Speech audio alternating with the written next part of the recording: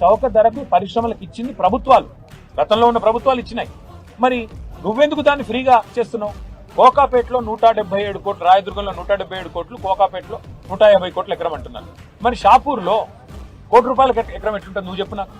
తమ్ముడు నువ్వు చెప్పు, నీకు 4,000 రూపాయలు గజం ఇస్తే నువ్వు ఇక్కడ కొనుక్కోవా? ప్రభుత్వం నువ్వు కూడా కొనుక్కుంటావు కదా. నేను అనేది అదే, నీకు 4,000 రూపాయలు గజం నీకు ఇవ్వరంట, ఆయనకి ఇవ్వరంట. పారిశ్రమాలు నడిపే పారిశ్రామికవేత్తలకు మాత్రం 4,000 రూపాయలు గజం ఇస్తారండి. ఇది ఎక్కడ న్యాయం? ఇప్పుడు నువ్వు అపార్ట్మెంట్ కడతానంటే, ఇల్లు కట్టుకుంటాను నాకు సార్ ఇల్లు లేదంటే ఒక 50 గజాలు స్థలం ఇవ్వమంటే ప్రభుత్వం స్థలం ఇస్తుందా? ఇయ్యదు. ఇంకా హైడ్రా వచ్చి కూలగొడుతుంది. మేము అనేది అది. పేదవాడినేమో గుడిసెలకు వెళ్ళి తీసి అవతల పాడేస్తున్నావు హైడ్రా పేరిట, పెద్దవాళ్ళకు మాత్రం 9,300 ఎకరాలు కట్టబెడుతున్నావు. ఇది ఎక్కడ నీతి? ఎవరి కోసం చేస్తున్నావు? ఇది 5 లక్షల కోట్ల కుంభకోణం కాకపోతే మరి ఏంది? నీ తమ్ముళ్ళు, నీ చుట్టూండే రియల్ ఎస్టేట్ బ్రోకర్లు వాళ్ళందరూ కలిసి భూములను అగ్రిమెంట్లు చేసుకుంటున్నారు. 6 నెలలుగా నడుస్తుంది దందా. ఇలా పాలసీ బయటకు వచ్చింది, ప్రభుత్వం గింగిరాలు పడుతుంది. ఇప్పుడు పాలసీ ఎట్లొచ్చింది బయటికి ఎట్లొచ్చింది? నీ దోపిడీ ఆపనికి ఎవడో తెలంగాణ బిడ్డ నిజాయితీ గల్లోడు గుండె ధైర్యం ఉన్నాడు బయటికి చెప్పిండు. తప్పే ఉందా అన్న?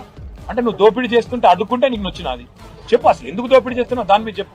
అసెంబ్లీ పెట్టు, లేదా అఖిలపక్షం పెట్టు, మాట్లాడతాం. మేము కూడా వచ్చి మేము దోపిడీని బయట పెడితే నిన్ను దోపిడీని ఆపినందుకు నీకు బాధ అవుతున్నది. నేను స్పష్టంగా సూటిగా ప్రశ్నలు అడుగుతుంటే దానికి సమాధానం లేదు ప్రభుత్వం దగ్గర. మా కార్మిక సోదరులకు కూడా ప్రార్థన, దయచేసి ఈ దోపిడీని అడ్డుకునే క్రమంలో మీరు కూడా కలిసి రావాలా, మీ సంఘాలతో మాట్లాడండి. మేము పిలుస్తాం మళ్ళొకసారి. ఇది పోరాటం ఆరంభం మాత్రమే, ఇంకా చాలా ఉంది చేసేది. ప్రభుత్వం దిగొచ్చేదాకా, ప్రభుత్వం మెడలు వంచేదాకా కొట్లాడదాం. ఈ ప్రజల ఆస్తిని ప్రజలకు దక్కేదాకా కొట్లాడదామని మీకు కూడా